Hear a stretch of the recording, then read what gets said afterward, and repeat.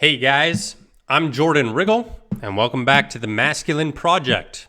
So in this video, I want to tackle the individuality skill of leadership.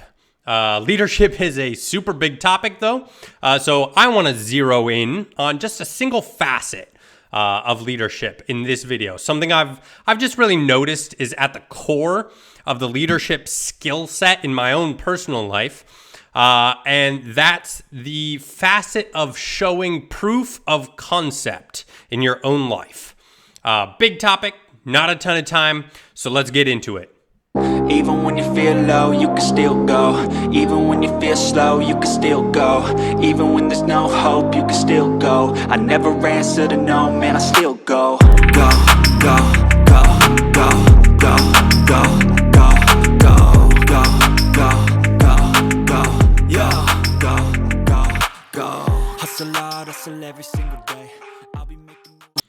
So, a quick definition.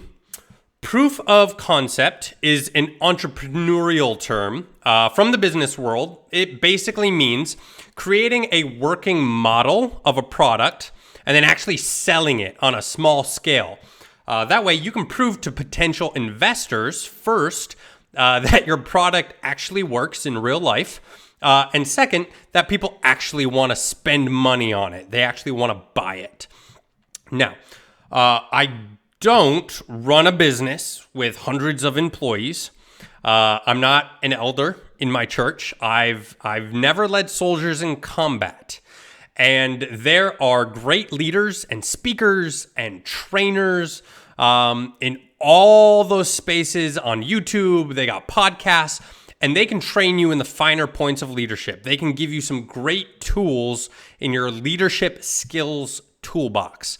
I mean, God, like how to fire people, right? To grow and maintain the health of your institutional culture from Gary Vaynerchuk. Stuff like leading men in very intense situations where people are literally trying to kill you, right? From Jocko Willink. There's just a ton of great guys I respect personally who deal with this topic of leadership. So what in the world could I have to add to that great conversation, right?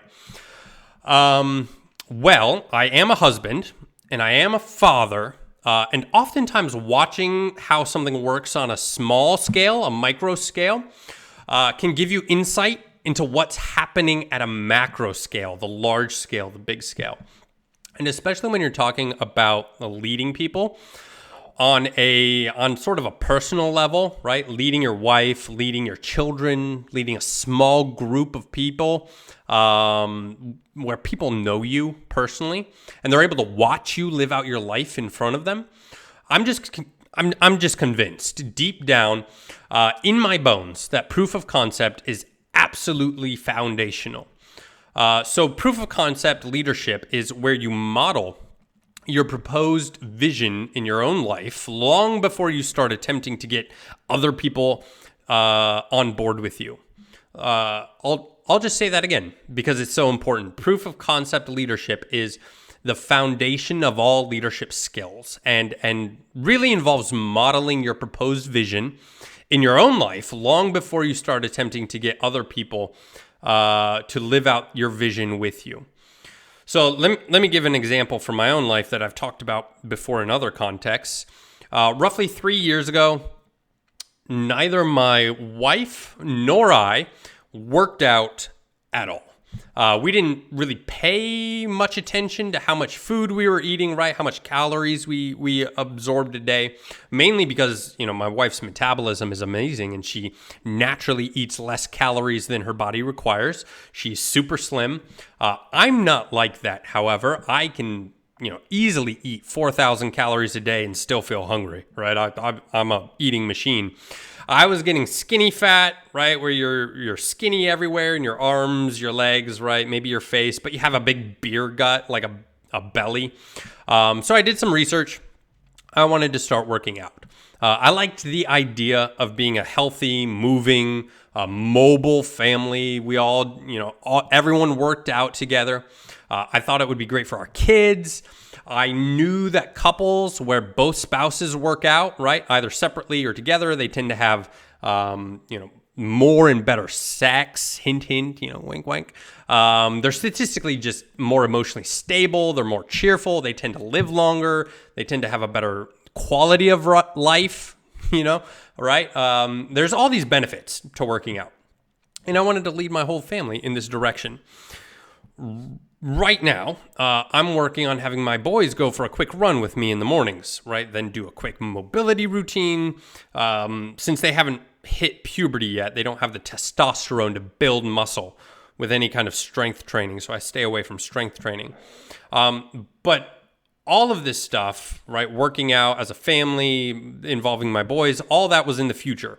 And way back 3 years ago, I had two options. Option one was that I could talk to my wife about working out with me, right? Let's get our family, really get them moving, start being healthier together.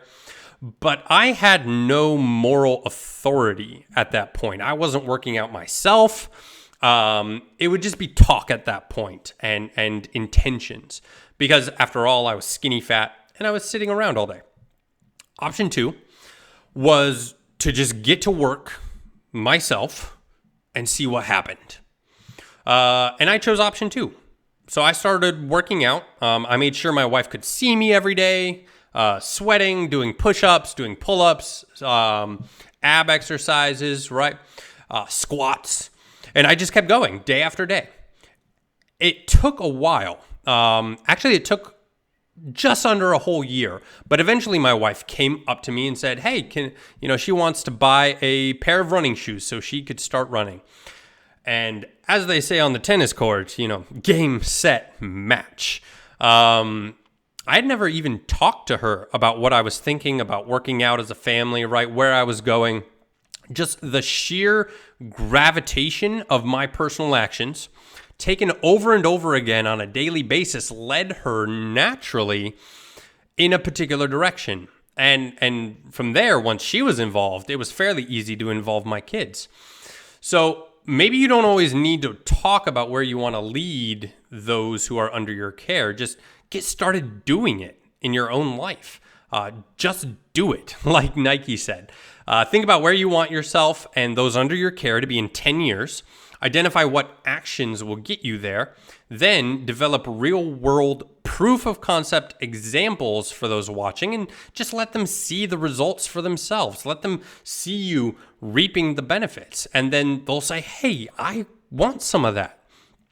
As someone once said, right, at the risk of sounding cliche, be the change you want to see in the world.